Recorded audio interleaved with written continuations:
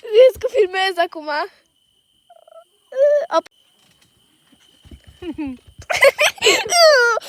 Ce s-a întâmplat? De ce nu merge? Nu merge camera. A, închisă aia, nu se vede. Lumina? Da, de ce ai închisă că nu se vede? Îți spui când, da? Da, păi acum fac videoclip.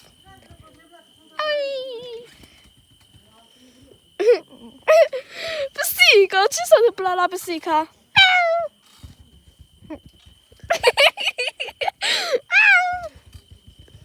Oh my god! It scared me! It startled me!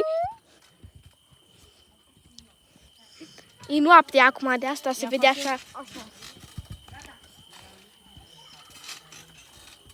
Oh, ce perfect! Se uită la mine. I'm her next target. Where is she? Fiți! Here! Dă să mai învârt. Dar nu văd! Nu se vede din cauza că ai oprit lumina. Of. Help! Help! I'm scared! She's going to... She's Bă, azi vedem pe care ne atinge primul, vrei? Da. Pe cine ne atinge, pe cine ne urăște. Pe cine ne urăște. Nu s-o poți, da? Da! Ba nu! Da! Ba nu! Da! Nu! Ce eu? Cine ia 3 înseamnă că e cine urăște cel mai mult. Acum tu ei! Ce? 1-1. Hai să vedem. Nu! Dar nu se pune, că am Da, arătat nu se în pune. tine. De mijloc, așa. Nu! Cine?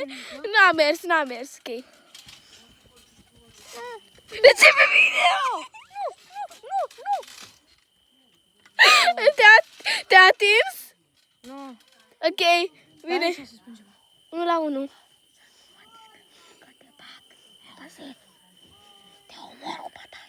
Mai sunt câteva secunde. Faci după aia partea a doua. Da.